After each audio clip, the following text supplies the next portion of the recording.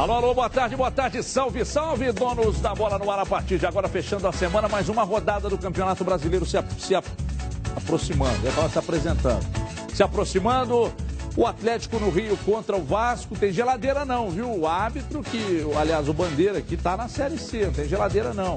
E o Auxiliar 1 lá do Rio de Janeiro tá debutando na Série A, mas vamos que vamos, tem que jogar bola, viu, Galo? Ficar reclamando de arbitragem só também, não vira não. E olha aí, hein? Hoje na Toca 2, Mano Menezes foi apresentado oficialmente para a torcida do Cruzeiro. Daqui a pouco a gente... Aliás, já vamos direto, ô Capiroto? Vamos direto. Cadê o Mano? Põe o Mano para falar aí. Cadê quem foi lá? O Ramalho? Vamos ver o Mano aí. Cadê o Mano? Quero, o mais rápido possível, definir uma maneira da equipe jogar. A partir dessa definição, nós podemos ficar trocando alguns nomes, fazer algum tipo de rodízio ou rotação, mas sempre em cima de uma maneira, de uma metodologia de trabalhar que dê segurança aos jogadores. E nesse momento da troca, na busca sucessiva de uma maneira ou de uma formação, você, quando não acha ou demora um pouco mais para achar, você cria uma instabilidade, uma certa insegurança com os jogadores, que é péssimo para esse momento. Então, vou dar a eles essa segurança. Espero, né, tomar as decisões corretas para que possamos fazer a coisa certa num curto espaço de tempo e aí sentir uma evolução. E é um curto espaço de tempo mesmo, né? Não tem muito tempo para fazer muita invenção. E o que a gente vinha cobrando aqui enquanto o Vanderlei ainda era técnico é exatamente não inventar demais, né? E pelo discurso do Mano, não terá invenção. Já é um grande passo, né? Principalmente para ele que está chegando agora e tal. E, enfim, o que o Cruzeiro precisa, ele tem de sobra, que é esse pragmatismo e tal. Ô Ídolo, tudo bem com você? Tudo bom. Vossa Excelência está bem? Estou bem. Alimentado? Sim. Por gentileza, discorra sobre a apresentação de Mano Menezes e esse discurso breve, porém decente do treinador. Um abraço a todos. Olha, para começar, essa parte pequena aí que a gente passou da entrevista é importante porque ele coloca que vai procurar uma maneira específica de o time jogar e trabalhar com esse modo de atuação. A gente viu num período curto do Luxemburgo no Cruzeiro, ele usando pelo menos 3 esquemas diferentes, mudando o time com frequência muito grande. Começou mantendo mais ou menos a linha do Marcelo Oliveira, depois passou para um esquema com 2 volantes, 2 meias e 2 atacantes, um 4-4-2 mais clássico. Depois passou para esse 4-3-3 com os 3 volantes, que foi muito questionado, inclusive por mim, muito mal acertado, até pelas características dos volantes. Mudou muito as escalações, então foi um verdadeiro samba do crioulo doido, a passagem do Vanderlei Luxemburgo pelo Cruzeiro nesse aspecto de montagem da equipe. Não ficou nada, não restou nada, o Cruzeiro está na estaca zero nesse aspecto. Né? Não ficou nenhum desenho, não ficou entrosamento, não ficou nenhum sentido de equipe. Então, eu acho interessante o Mano buscar uma maneira, ter uma convicção e trabalhar. E tomara que ele escolha a maneira de jogar que privilegie pelo menos um pouquinho o talento. Né, que ele coloque o Arrascaeta para jogar, que ele coloque o Alisson para jogar, que ele não coloque esses 3 volantes. Já dissemos aqui várias vezes, o esquema com 3 volantes pode dar certo sim, só que o Cruzeiro não tem volantes com qualidade para sair para o jogo, então jogar com 3 burocráticos é muito pobre, então não fica o ideal. E sobre as características do Mano de um modo geral, e a gente pode falar com mais calma ao longo do programa, ele tem esse lado pragmático, sim, só que algumas pessoas rotulam o Mano de um técnico retranqueiro, alguma coisa nessa linha, sendo que não é exatamente verdade. O Mano Menezes ele tem alguns conceitos interessantes de futebol. Por exemplo, ele gosta de time que mantém a bola no pé. Ele gosta de posse de bola. É um estilo. Não é ofensivo, não é defensivo, não são esses rótulos mais. É uma coisa, ele prefere isso do que o contragolpe, por exemplo. Time que tem a posse. Na seleção ele jogou com falso 9, por exemplo, que eu acho interessante. Jogar sem um centroavante fixo, com um time de mais movimentação, estava dando certo. Até quando ele foi injustamente tirado lá da seleção por causa de problemas políticos, André Sanches, aquela história toda que a gente conhece. Então, posse de bola, falso 9, marcação, pressão, é uma coisa que até no Flamengo, com um time muito fraco, ele fazia. Eu lembro de um jogo contra o Atlético, que que ele marcou por pressão, com um time fraco e deu um trabalho danado. Então ele tem conceitos interessantes. Esses são alguns dos motivos pelos quais eu gosto do Mano Menezes. Ele tem alguns preceitos de um futebol mais moderno do que o seu antecessor, por exemplo. Edu, antes de você falar de Mara também, deixa eu chamar o Mano mais uma vez para mais um trecho e aí da satisfação de estar aqui em Belo Horizonte, trabalhando no Cruzeiro. Veja aí. O clube que me proporcionou em 1997 o primeiro estágio como técnico profissional de futebol, quando estava aqui Paulo Autori, e o ano que, coincidentemente, o Cruzeiro conquistou o bicampeonato da Libertadores. Isso remonta para uma relação de respeito, de admiração, de gratidão, e que esteve junto entre os motivos pelos quais eu assumi essa responsabilidade. Tão pronto recebi o convite. Futebol é dinâmico, né? E nós temos que dar respostas rápidas para esse dinamismo dele. Respostas como a equipe teve competência de dar na quarta-feira em Campinas e que vai precisar dando no jogo seguinte. Muito bem, gostaria de ouvi-lo. Você, enquanto Mano falava, você dizia que vai arrebentar no Cruzeiro. Gostaria que você falasse para a câmera. O povo precisa ouvir da sua boca essa declaração. Boa tarde. Boa tarde, Everton. Um abraço, telespectador. Eu não falava nada quando eu estava só prestando atenção. Mas quem disse? Mas o Mano, primeiro, ele teve a sorte ou a felicidade de já começar o trabalho vindo de uma vitória.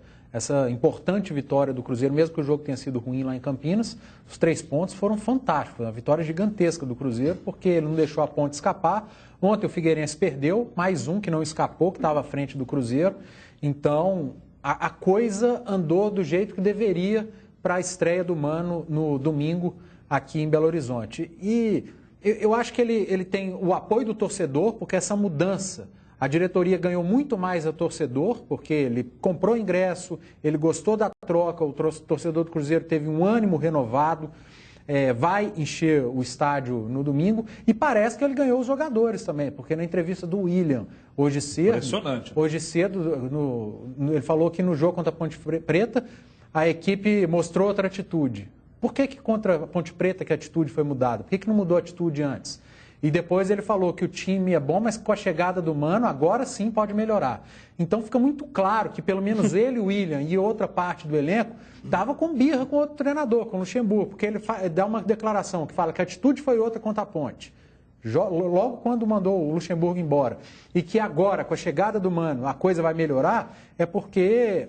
Ele, o William e provavelmente outros jogadores do Cruzeiro não estavam satisfeitos. O William, a gente sabe muito bem por quê, até porque ele era reserva, o Luxemburgo não foi escalava. para o banco e... Aliás, diga-se de passagem, era reserva e foi para o banco porque estava mal. Aí não é uma pirraça do Luxemburgo com ele, não.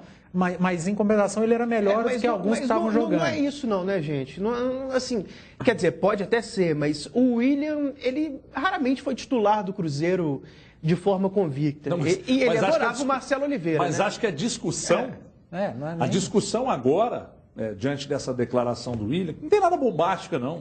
Mas não precisa ser um expert em interpretação para ver e dizer isso e falar, não, mas os caras estão fazendo onda lá. Não, ele falou de mudança de atitude.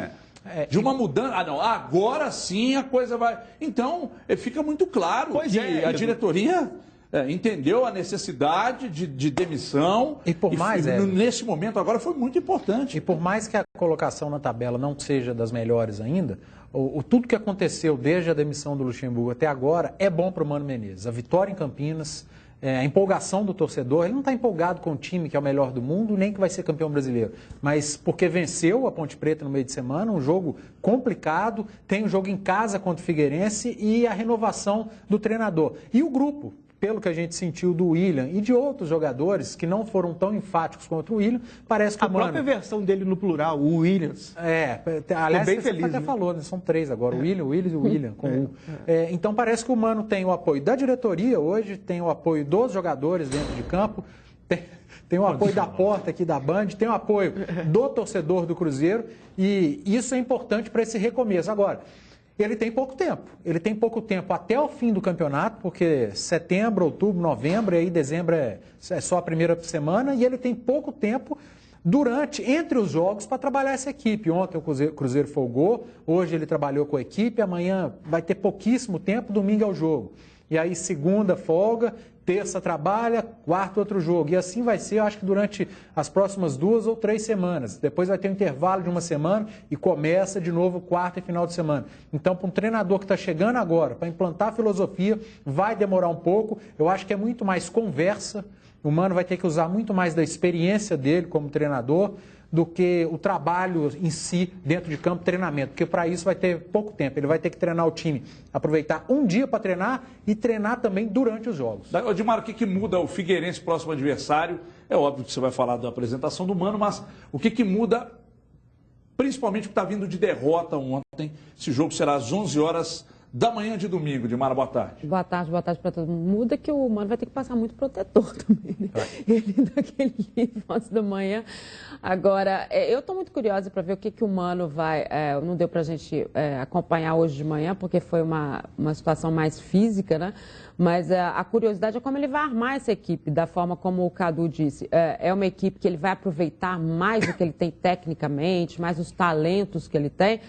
Ele vai se resguardar mais porque a situação não é das melhores. Eu acho que essa é a grande interrogação que fica na questão do Mano. E em alguns momentos é bom a gente até identificar, né, nesse contexto, depois ele deve falar no decorrer da coletiva também, uma das inspirações do Mano como profissional é o próprio técnico Enio Andrade, que tem um histórico lindíssimo com o Cruzeiro, né? O Enio, além de ter sido campeão várias vezes, Supercopa e tal, ele era muito chamado quando o Cruzeiro estava numa situação ruim. Tinha aquela história, chama o Enio Andrade e tal. E o Mano tem esse histórico também. Aliás, vários treinadores hoje sempre citam a questão do Enio. O Enio era um treinador extremamente moderno para a época dele. É interessante a gente dizer isso, mas era com filosofias e situações diferentes.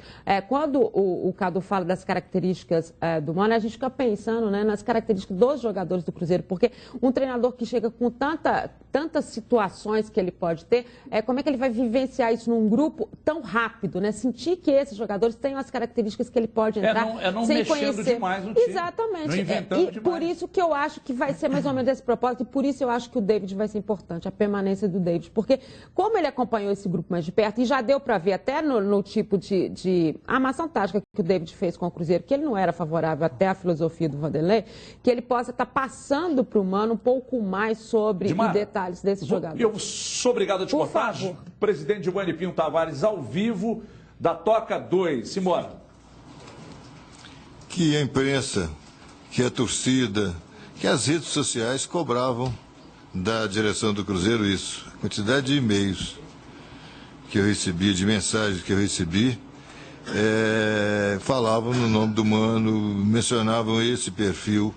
Isso valeu muito para a gente decidir. Foi rápida a decisão, inclusive porque antes da saída do novo treinador já existiam essas mensagens, esse trabalho, exatamente indicando a figura do Mano para assumir esse comando do Cruzeiro. Então valeu-se muito. E eu acompanho futebol, não é só aqui no Cruzeiro, não é só o centro do Cruzeiro, não é só os jogos do Cruzeiro. Depois que eu assumi a presidência do Cruzeiro, antes eu já fazia isso muito, mas depois que eu assumi a presidência do Cruzeiro, eu vivo futebol. Eu assisto todos os jogos que eu posso assistir. A esposa vai assistir novela, vai assistir os programas que ela gosta, e eu estou sempre na outra televisão, assistindo primeira divisão, segunda divisão, Campeonato Brasileiro de juniores, de juvenil. Eu acompanho o futebol de modo geral e vivo o futebol. E acompanhei a carreira do Mano desde quando ele começou, e foi sempre uma carreira exitosa, de sucesso. E o Cruzeiro não podia fazer por menos. Com a grandeza do Cruzeiro, não podia trazer ninguém com um perfil diferente do perfil do Mano. Daqui a pouco a gente volta com o presidente Giovanni Pinho Tavares. Aliás, ele continua falando aí. Muito bem, vamos voltar com o presidente do Cruzeiro. Vamos lá. Ele foi ali. Para os senhores terem ideia, no próprio dia em que ele deixou o cargo, eu me reuni com o Bruno e começamos um trabalho de de contato com o Mano Menezes. Ele nos autorizou a conversar com o empresário que negocia os contratos dele. E já no dia seguinte, esse empresário dele veio de automóvel, veio de carro para o Horizonte, antes do almoço, 10 horas da manhã, mais ou menos o horário. Ele já estava aqui na Toca 2, nós conversamos com o empresário, aquilo que já havíamos conversado diretamente com o Mano, exatamente dentro daquilo que já tinha ficado adiantado. Não levamos mais do que os 40 minutos de conversa, acertando mínimos detalhes.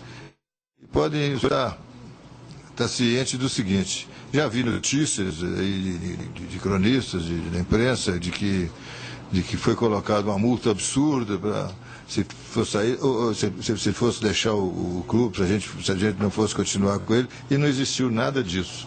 Não existiu absolutamente nada disso. A única coisa que foi colocada é que ele queria fazer um trabalho de longo prazo, e nós também queríamos um treinador que fizesse um trabalho de longo prazo. Isso é o ideal para trabalho no clube, e não foi colocado nada de obstáculo, que colocar cláusulas de multas muito grandes. Não existe nada disso. Para vocês terem ideia, uma das coisas que ele colocou é o seguinte: o ano de 2017, que está distante, ele é o último ano do meu mandato, e ele entendeu que não podia ultrapassar o período do mandato do presidente. Ele falou: não precisa nem de multa contratual no ano de 2017. É uma vontade do treinador e é uma vontade do presidente que ele fique até o final do mandato do presidente. Então não existiu nada disso. Não foi a vontade das duas partes que casou e deu certo. Muito bem, tá certo então, tá aí o presidente Gilvânio Pinho Tavares ao vivo da Toca 2, inclusive no preciso momento em que ele se levanta. A gente volta aqui para o estúdio, imagens via internet, mas até que foram boas, hein? Até que foram boas. Essa conexão qualquer. A conexão tá boa. Mostra lá, deixa eu ver a movimentação. Tá aí o Mano, o Guilherme Mendes, né? O Bruno ali aparecendo com um corte a lá Carlinhos Bala. Bruno Vicentim, extremamente elegante. Aliás, vamos tentar o Bruno Vicentim aí, Diogo Ramalho, tá ligado? Vamos tentar. Bruno Vicentim daqui a pouco ao vivo, novo vice de futebol do Cruzeiro, ok? Daqui a pouco a gente volta para falar mais do Cruzeiro. Agora, uma coisa na fala do presidente me chamou a atenção. Exatamente no final da declaração ele diz: o Vanderlei abriu mão da multa no ano de 2017, que é exatamente o último ano de mandato do presidente. No ano de 2017, mas parece que até 2016 tinha sim. Agora, independentemente de qualquer coisa, a decisão muito acertada da demissão. O Eduardo disse aqui, aliás, o Eduardo, não, um monte de gente disse, mas o Eduardo firmou isso aqui na última segunda-feira, acho, de que, na terça, mais precisamente, que o Luxemburgo foi demitido na segunda, de que não deveria nem ter trazido. Mas já que trouxe e não funcionou... Não, eu falei isso desde... Gente, mas vocês precisam disputar quem falou, quem não falou, eu publiquei, todo mundo falou, inclusive o Pancho firmou aqui na terça, de que não deveria ter trazido, mas já que trouxe, né, foi na hora certa. Então o Mano chega, daqui a pouco a gente volta para falar com o Bruno Vicentim. Vamos dar uma passada pelo Atlético, a ordem no Atlético, aliás, esqueceu o jogo contra o Xará Paranaense, mas não pode esquecer não, ele tem que focar nos defeitos, nos erros, né? Diogo Ramalho conta tudo para nós e é agora na tela da Band. Um dia depois de tanta polêmica e de uma derrota que pode custar caro. O Corinthians teve os méritos dele, só que são 3 ou 4 partidas que acontece a mesma coisa. Então a gente tem que... Isso tem que servir de motivação para a gente dar essa reviravolta. Trabalhar. Se o negócio é trabalhar e olhar para frente, o lanterna do campeonato, o Vasco, é o que tem adiante. Mas o Galo tem problemas. Gemerson, Marcos Rocha e Luan, 3 jogadores suspensos. Douglas Santos continua a serviço da seleção. Em contrapartida, Rafael Carioca está de volta. Mas com problemas ou não, a partir de agora, vencer se tornou obrigação. Campeonato Brasileiro, pontos corridos, quando você quer brigar por ti, todo jogo ele é decisivo, todo jogo você tem que pensar em vitória. E acho que agora mais do que nunca nós temos que pensar em buscar os 3 pontos a cada jogo. E superação é a palavra de ordem por aqui. Levar essa raiva para dentro do campo, sendo leal, ganhando honestamente vencendo jogos. Não tem outra maneira das coisas melhorarem. O próximo passo de uma volta por cima tem que ser no domingo, mas sem esquecer o que passou, o que pode servir de aprendizado. A gente fica um pouco indignado, fica triste. Acho que é o momento da gente se amadurecer psicologicamente com tudo isso, para a gente conseguir superar as situações adversas que se apresentarem daqui para frente. Aliás, esse lance aí, a finalização do Evandro, ele pegou a bola lá no campo de defesa e foi levando, hein? Para ninguém fazer uma faltinha. Olha, enquanto a gente assistia o VT do Atlético agora, mostrando o Vitor falando aí, a discussão aqui era qual Atlético entra em campo contra o Vasco amanhã? Gostaria de ouvi-lo. Porque eu tenho medo de ser o Atlético que saiu de campo muito puto, abalado, com a arbitragem de quarta-feira. Já tem gente que diz, esse tipo de problema não existe, o clima está muito positivo, é aquele que venceu o Fluminense. O que você acha disso, Ido?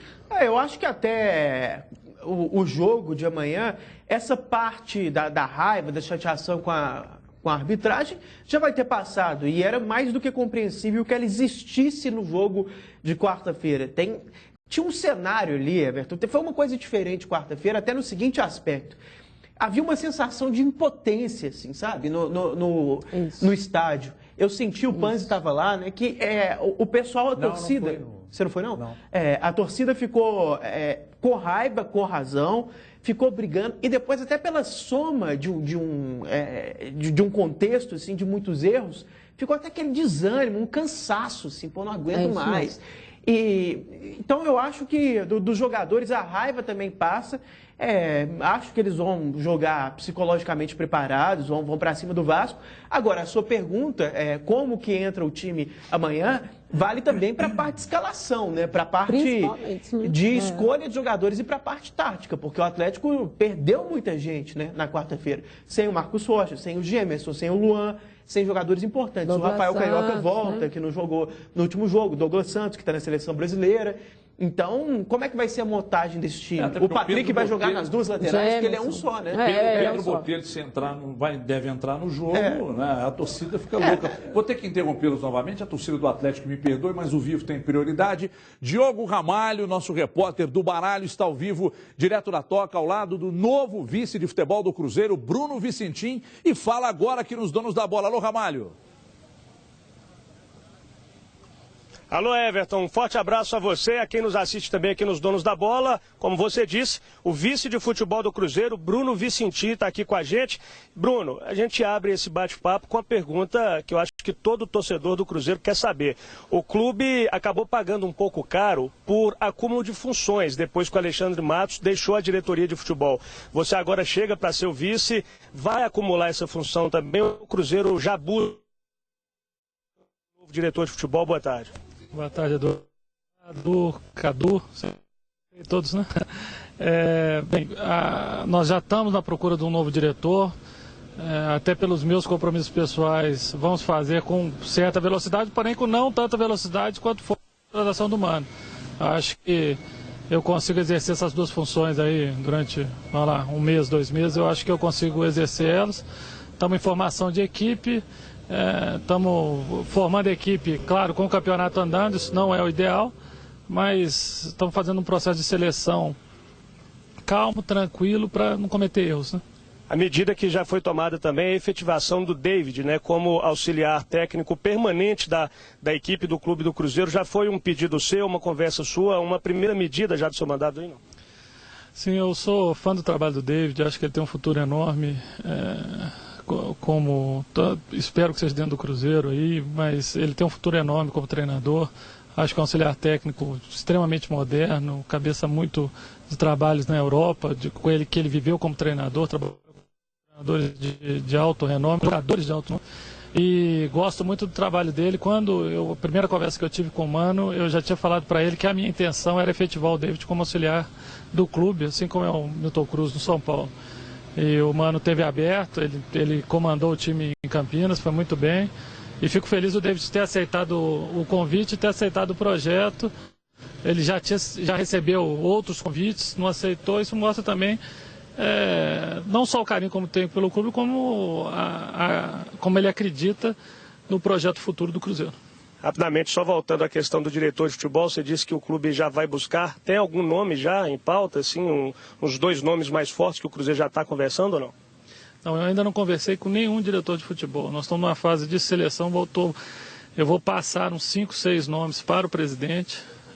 Esses nomes o presidente vai autorizar a conversar com um ou outro, aí vamos passar para a parte de conversa e entrevistas para depois a gente finalizar a contratação.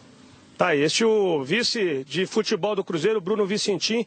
Everton, alguma pergunta que você queira que eu passe para ele aqui? Sim, alguma pergunta. Aliás, os nossos comentaristas também farão perguntas, se houver disponibilidade, mas a pergunta que eu deixo, que eu já emendo aqui para o vice-presidente, para o Bruno Vicentim, é exatamente sobre contratação.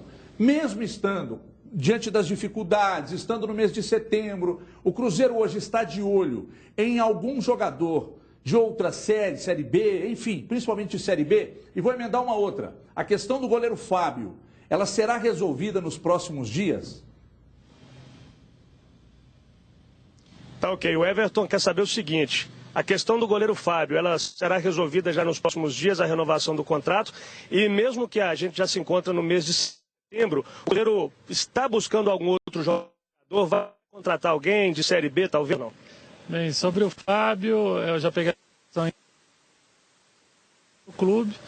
O clube fez uma contra ele aqui há 2 dias atrás. Óbvio que a gente está no momento do trabalho, a gente decidiu, até foi um pedido dele para se concentrar no momento que o clube está vivendo. Para o clube, calma, e estamos negociando, eles vão fazer uma a proposta que o Cruzeiro fez, estamos negociando. Eu entrei nessa parte da negociação. Sobre jogadores, vai chegar alguém? Sobre jogadores, o que a gente conversou com o Mano, que nós vamos com calma, ele vai avaliar o grupo, nós temos um grupo que a gente acredita que tem a qualidade, e a intenção não é trazer jogadores, uma grande quantidade de jogadores. Minha intenção de trabalho é trazer jogadores que venham para fazer a diferença. Então nós vamos esperar os nomes certos. Claro que na Série B tem um ou outro jogador interessante que a gente já vem observando, porém a curtíssimo prazo não tem nada. A gente agradece, portanto, sua participação, Bruno. Muito obrigado aqui nos Donos da Bola conosco. Olha só, o Mano Menezes já mandou o primeiro treino aqui na Toca da Raposa 2, nada de time formado, foi apenas um trabalho técnico, 2 toques na bola. As novidades para o jogo contra o Figueirense são Marinho e Fabrício. Os 2 voltam após cumprir suspensão automática. No departamento médico e fora da partida deste domingo estão ainda o zagueiro Léo e o lateral direito Mike. Eu volto com você nos estúdios, Everton. Parabéns, Diogo Ramalho. O nosso sinal é de internet, né, com algumas falhas, mas deu para entender muito bem o que disse o vice-presidente de futebol do Cruzeiro. E digo mais, vou além. O próximo presidente do Cruzeiro, na minha opinião, será ele. Então é o seguinte, o Diogo Ramalho, parabéns, Ramalho, você é bom. Porque quando é mais ou menos, é bom. Quando é muito bom, é bom. Você é bom. Porque no vivo é que o cara mostra que é bom. Eu gostaria... Quem estava terminando a explanação de Mara? Não, ele estava falando do Atlético. Não, mas só para ressaltar um negócio importante nessa entrevista do Bruno para o jogo, você gostou, né? A questão do Fábio, porque está todo mundo perguntando, até nas mensagens ali que o Genta coloca, o pessoal estava falando sobre a questão do Fábio, e o Bruno revela aquilo que o Fábio tinha dito, que neste momento é mais importante a situação do Cruzeiro do que a renovação dele. Muita gente achou, tá jogando para a torcida, não sei o que, e o Bruno falou, não, nós conversamos e decidimos que nós vamos acertar tudo, mas nesse momento o que realmente o Cruzeiro tem que fazer é sair dessa situação. Então é uma verdade que a diretoria tem a mesma lógica, o jogador tem a mesma lógica. Eu sei da preocupação que está todo mundo aí, o presidente Gilvan chegou a falar em uma das coletivas dele que não entendi por que a imprensa estava tão preocupada, e a preocupação é por causa do pré-contrato que o Fábio pode assinar, mas se o Fábio tem o compromisso com o Cruzeiro e o Cruzeiro tem o compromisso com o Fábio, acho que dá para o pessoal ficar tranquilo, né? Essa informação que o Bruno Vicentim traz, acho extremamente importante. E a outra, dentro daquilo que o Cadu falou aqui ontem, até revelou o nome do ex-diretor do São Paulo, né? Ele disse que ele já juntou aí uns 6 nomes para o diretor de futebol. Dizem que eles fizeram quase um conselho lá, olhando os principais nomes, e acho que é por aí mesmo o caminho. Não é um cargo fácil de se achar. E você tem que encontrar no mercado alguém que preencha essas situações e que seja um homem do mercado. O diretor de futebol tem que ser um homem do mercado. Né? É um homem do mercado. A gente só não pode esquecer que quando o Luxemburgo foi demitido, na entrevista do Gilvan foi perguntada essa questão do contrato com o Fábio, e ele falou: estava com a gente, já devolvi para ele e agora eu estou aguardando. Ele falou que tem mais de 2 semanas que o cara não dá resposta. Tem mais de 2 semanas e eu não tenho resposta. Então, precisa entrar num acordo também, por isso a diretoria que o Bruno do Cruzeiro. falou é bacana. Então, é bacana, mas há 2 dias o Gilvan falou outra coisa completamente diferente. Ele não tinha resposta, não sabia por quê. Hoje o Bruno dá uma outra informação. Parece que agora eles entraram no trilho, a diretoria, goleiro, empresário, porque há 2 dias não foi essa a resposta do Gilvan, não. Bom, voltando agora a falar do Atlético, vocês me autorizam? Claro. Era só para Muito obrigado pela disponibilidade dos amigos. Kika, prepara aí que você vai juntar Atlético e Cruzeiro aí daqui a pouco. Voltando a falar do Atlético, quem estava terminando a fala? Você, ídolo? Câmera 2. Não, já estava terminando um raciocínio. O Atlético amanhã joga sem muitos jogadores, né? E o interessante é que o Patrick, com essa versatilidade que ele tem mostrado, poderia jogar em todas as posições que o Atlético tem desfalques. Né? Até no gol, porque o Giovani está gripado e não viaja. Exatamente. Mas agora, aqui, os desfalques na lateral direita, posição original dele, meia pela direita, onde o Luan atua, ele pode fazer essa função. Lateral esquerdo, jogou assim na última partida. Então, poderia ter 3 Patricks para jogar em várias funções. Acho que no caso da zaga é tranquilo, o Ed Carlos tem jogado muito bem. Claro, o Gemerson é o melhor zagueiro em atividade do futebol brasileiro, muito bom, só que o Ed Carlos é um ótimo reserva. Nas outras, aí, um problema maior. O Patrick, pelo menos em uma dessas 3, vai jogar, provavelmente na dele mesmo. E na lateral esquerda, Everton, como é que faz? Entra o Pedro Botelho mesmo, que você estava falando? É foda, né? Pedro Botelho, gente. Pedro Botelho. Mas fora, não pode, não, longe da torcida. Não é desrespeito ao profissional, não. Não é desrespeito ao profissional. Não, ele é fraco. Mas eu acho que até um zagueiro por ali resolveria. Mas o que acontece? Sabe como é que o Levi vai fazer? Mas é que tem que substituir o Gemerson também, né? Pois é, não, tudo bem, não estou dizendo até um zagueiro. Mas se colocar o Dátulo por ali, se colocar o Dodô por ali, capaz que rende mais. Só que o problema do Levi Pedro Botelho é impressionante. E outra coisa, Pedro Botelho, para você não se complicar, faça o básico. O que é o básico para mim, no seu caso? Planta no campo de defesa e só sobe na boa. Agora, subir na boa é uma coisa subjetiva. Né? Mas não fica achando que você é o novo Roberto Carlos e tal. Ô, gente, o Milton Neves um dia me falou lá na Copa do Mundo ano passado, Everton, cuida da sua saúde, emagrece, porque não existe velho grandão. Os velhos grandão morrem tudo cedo. E não conheço nenhum velho grandão. Então é o seguinte, eu não conheço nenhum lateral alto.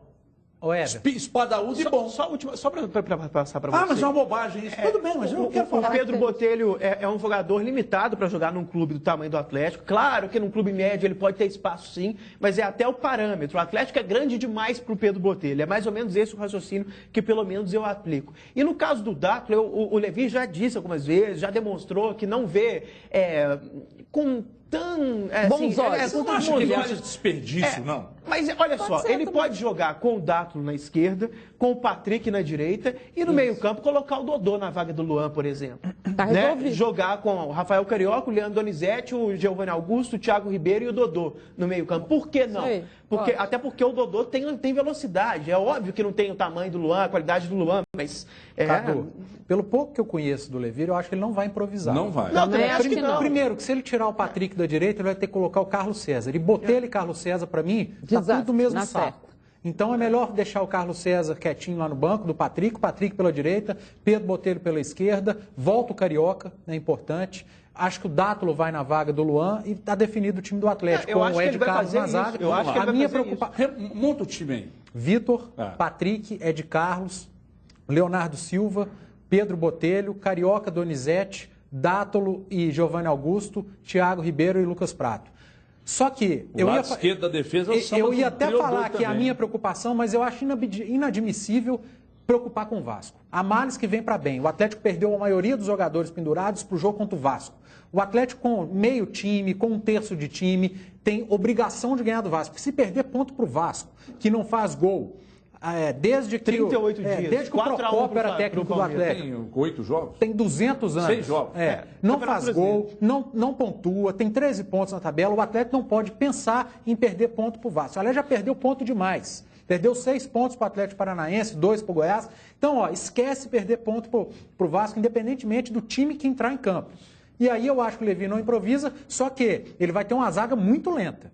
Porque essa zaga já está lenta. Quando o Gemerson, que é veloz, está, mas então, em comparação ao Gemerson, Sim, mas e aí fica, fica um setor defensivo lento. Agora, gente, pensar em perder ponto para o Vasco, eu não vou tocar nessa hipótese. O Atlético não perde ponto para o Vasco. De repente, trocar o posicionamento dos zagueiros poderia ajudar. Colocar o Ed Carlos correndo do lado do Botelho. Ele pode fazer isso. E o Léo Silva com o Patrick, porque o Patrick tem mais velocidade e o Ed Carlos tem mais pela esquerda para cobrir as subidas malucas do Botelho. Agora, do meio para frente está normal. Não, eu também acho. Talvez ele pede muito nas opções que ele teria para mudar. Mas não sei se contra o Vasco também ele tem tanta necessidade de estar mexendo no decorrer da partida. Eu estava muito convicto disso. Mas você está menosprezando o Vasco. Estou menosprezando o Vasco. É um clube grande, né? E um timeco. Mas é exatamente. O Vasco é a baba do boi cansado hoje. Muito ruim. Hoje. Entendeu? É horrível o time. Horrível o time. Mas aí que tá. Mas aí que tá. Hoje, você está vendo que eu estou mudando de opinião com relação ao início da semana. Sim. Eu falei, não, vai chegar lá e vai vencer o jogo. Mas, pô, será que esse time vai chegar lá ainda, esse negócio de arbitragem? O Grêmio, gente. O Grêmio está chegando. Está um ponto atrás. Mas estava antes, 38% de posse de bola contra o Figueirense. Ganhou por 2-0. O Vasco, inteligência. O Vasco teve 58% contra o Inter. Pois é. Ontem o Figueirense, o Grêmio, a bola sobe, Jeromel, tem nome de xarope, Jeromel, e a defesa tira, daí a pouco vai lá, encaixa o contra-ataque. Você sabe 1-0. Aí vai de novo, encaixa mais um contra-ataque, 2-0, e acabou o jogo. Então não adianta o Atlético ter 70% de posse de bola em todos os jogos, contra adversários principalmente mais fracos, e não botar na casinha. Não é? O Atlético está errando muitos gols, e outra coisa, eu vou falar de novo o que eu acho, principalmente jogando em casa. É uma loucura no primeiro tempo. No segundo tempo abre o bico. Mas abriu porque estava com um a menos. Cadê aqui? Demais, é óbvio que tem um monte de coisa que tem que ser analisada. Até mesmo os erros de arbitragem que tiram um jogador. E o Marcelo, aliás, está rolando, não sei se vocês viram um print aí, negócio no Facebook da mulher dele. Eu vi. Quando o Corinthians ganhou do Atlético, a mulher dele festejou. É burra também, né? Com todo respeito, né? Assim, independentemente de qualquer coisa. Não estou falando que eu nem conheço ela, mas o ato foi infeliz até nesse aspecto. É um ato né? burro. Exatamente. Ela não sei se é, mas o ato, pelo amor de Deus. Aí mulher de juiz fica tuitando do jogo que está relacionado. Isso é de uma imbecilidade, de um tamanho. O cara já tem uma fama desgraçada. Eles arrebentam com isso. Já tiraram foto dele, camisa do Flamengo, não sei o quê. A esposa torce pro Corinthians. Eles escolheram bem, então. Aí a esposa comemora a vitória do Corinthians pra cima do Galo. Eu não entendi nada. No primeiro turno. Vai lá, põe no Facebook. E aí, meu amorzão, baita arbitragem e tal. Né? Aí o cara vem aqui, conduz o jogo. Gente, foi nojenta a arbitragem. Ele gostou. Quarta-feira aqui. Ele se deu na... A arbitragem dele foi nojenta. Ele é um sujeito, para mim, eu reprovo, um jeito reprovável. A cara dele não me convence, as atitudes não me convencem, a arbitragem dele foi nojenta. E, além de tudo, ele está do meu tamanho. O árbitro não consegue apitar jogo do meu tamanho. Tem que se preparar. Ele é péssimo, né? Péssimo. Cadê a Kika? Põe a Kika comigo, deixa eu ouvir. Kika, mistura tudo, é Atlético Cruzeiro, por favor. Boa tarde. Começando com o Atlético, Dan Nobre, o Galo precisa esquecer a arbitragem, focar no campeonato e voltar do Rio com uma vitória. 1-0 já é goleada. Carlos Ferri, o Galo precisa ver que as derrotas não são só culpa da arbitragem, o time está oscilando muito também. E Marcelo Templo, se o Galo não ganhar do Vasco, pode esquecer o título. No Cruzeiro, Juliano Fox, parece que o time finalmente vai começar a treinar. O Lucha não tinha tempo para isso. O Valnei Fagundes pede um time com qualidade, sem os 3 volantes e com Gabriel Xavier. E o Lino Oliveira, talvez agora o Mano explique por que não convocou o Fábio para a seleção. Daqui a pouco vamos tratar desse assunto, porque o Rafael Carioca julga erros de arbitragem como estranhos, né? Vamos ver o que ele disse aí. É uma decisão de título, né? A gente ficou bastante triste porque o nosso papel a gente tenta fazer da melhor forma possível. Eu acho que todo mundo, no caso dos árbitros, eles são humanos, eles podem errar, só que persistir no erro é complicado. Então são 3 ou 4 jogos que se repete a mesma coisa. Só que tem muita coisa para acontecer ainda, são 16 jogos e eu acho que se a gente conseguir voltar a fazer o que a gente vinha fazendo no primeiro turno, acho que é difícil de tirar o título, até porque são 7 pontos, eu acho que não é muito para 16 jogos, então é fazer agora o nosso papel e deixar as coisas acontecer. Trabalhar por nós e sabendo que a qualquer momento pode acontecer um erro. Tem me xingando aqui no Twitter já. Pô, você olha pra cara do cara e fala que... Não, estou falando que é desonesto, eu não vou com a cara dele, eu não vou com a cara de um monte de gente. E daí? Não posso? Qual é o problema? Cara? Você não vai com a minha cara. Você talvez seja um grande modelo para ser usado. Então, quer dizer, ele é péssimo hábito. Né? E aí, além de ser péssimo hábito, ainda tem essas coisas que vão contra exatamente, que serão usados, que são usados contra o cara. Né? Então, quer dizer, eu não vou perguntar mais nada para vocês, eu vou chamar um rápido. Aliás, eu vou perguntar assim. Eu vou perguntar. Você, essa declaração. Não, você. Essa declaração do Rafael Carioca. Será que está todo mundo focando demais nisso, Mara? Porque se você disser, não, o Atlético está esquecendo de jogar bola, não está. O Atlético está perdendo muitos gols, mas é impressionante como cria, como chega e como chega na área do adversário e como consagra goleiros adversários. Verdade. Agora, quando o Rafael fala, o Vitor também falou sobre a questão da arbitragem ontem, enfim, todos eles, eu acho que até agora, beleza, né? Falou, tal, desabafou e tal. Começou o jogo, já muda por completo. O cara também, tem a concentração. Tem um detalhe pequenininho, né? As pessoas perguntaram para eles de arbitragem. Lógico, claro. Não, mas eu estou dizendo assim, na concepção de trabalho mesmo. Não, mas aí é bastante ele dizer, não quero falar sobre isso. Não, mas eu estou dizendo assim, na concepção de trabalho, eu acho que eles já assimilaram, já deu. Né? Aí chega amanhã, começou o jogo, a bola rolou, eles estão vendo ali, é o trabalho deles a história, isso já ficou para trás, eles já estão preocupados com a outra história, com o outro. Concordo com o Paz, é impossível, a gente acha dentro da concepção da gente que o Vasco é muito ruim, que não sei o quê, que tem obrigação. Não. Eu também acho isso. Só que a gente já viu várias vezes todas essas situações não reverterem a favor de um time que vai lá e é muito melhor. Então, essa concentração até tem que ter.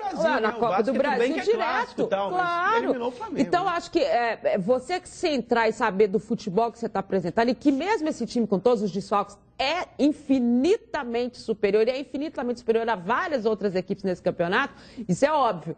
Mas que todo cuidado, e principalmente quando do outro lado está o Vasco, é importante. Então segura aí, que agora comigo aqui. Olha aqui, você quer ficar sempre conectado e falar de forma ilimitada? Vem agora para o Pré da Oi, hein? Com ele você faz buscas na internet, baixa aplicativos, consulta mapas, dicas de trânsito, você acessa suas redes sociais favoritas, manda mensagens e muito mais, porque são 150 mega de internet, 4G, para usar como quiser. Pontos Wi-Fi, ligações ilimitadas para qualquer celular da Oi e fixo da Oi em todo o Brasil. Custa apenas R$ 7,00 e você usa por até uma semana, amigo. É isso mesmo. Com o Pré da Oi você fala ilimitado para qualquer Oi e Oi fixo e ainda tem 150 mega de internet para usar como quiser. Por até uma semana. Tudo isso por apenas R$ 7,00. Curtiu? Curtiu? Vá agora a uma loja Oi, na banca de jornal, aí da esquina da sua casa. No mercadinho tem, aqui chama de hortifruti, né? Na padaria, na farmácia do seu bairro, o importante é você comprar o chip da Oi, ligar asterisco 880 ou de repente até saber mais no oi.com.br/pré-pago. Não perca a oportunidade, vá de Oi. Eu vou ali comprar o meu agora, 2 minutos eu volto e na sequência mais Atlético e Cruzeiro já na sua tela.